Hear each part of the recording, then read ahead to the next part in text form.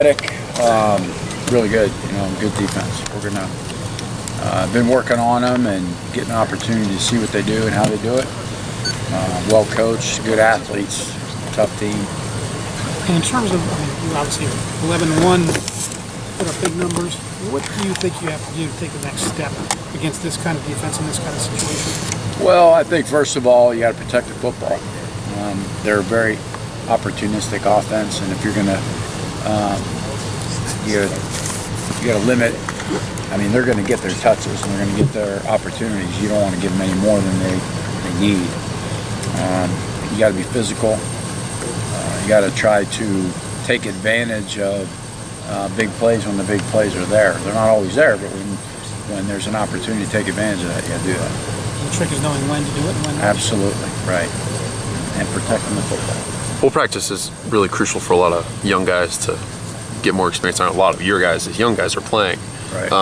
But offensively, Urban said something about Victor kind of coming on. Mm-hmm. What have you seen from him and maybe some of the other wide receivers? Well, I think, like you said, you get a chance to see some of the younger guys.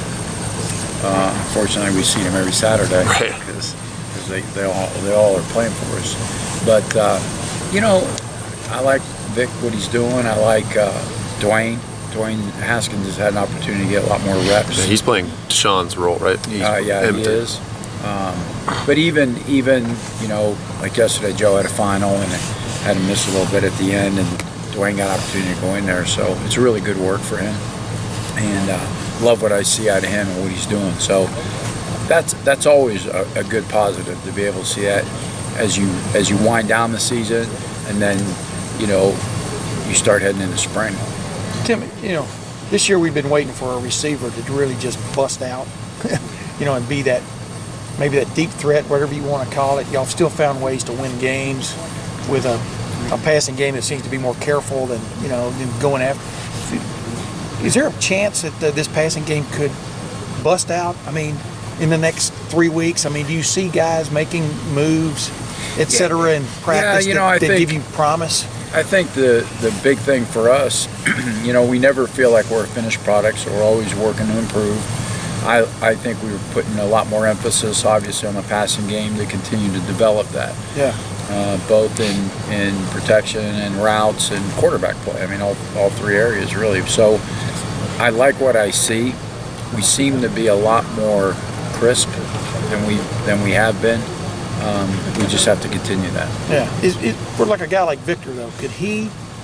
Is he getting in enough work now where you could rely on him more, maybe than y'all did as the season went on? He's getting to that point. Yeah. Yeah. I don't know if I'd say today necessarily. He's closed the gap to that point, but certainly getting there. The other thing, Torrance Gibson was here. Are you in touch with him? Do you know what his plans are? I don't. You have? I have no feel. No, for that one. Tim, when you say a guy's close, or he's getting there like you did with Ben, what does that mean with the receiver? I guess specifically, what are you seeing? What do you need to see? Individually, possesses the skill set, and he's doing a lot of things. This team plays a lot of coverages, a lot of defense. His ability to recognize and react at the speed and the level of which he needs to, at times, isn't quite there. And is that just a freshman thing? You're still learning the college game. Yeah, but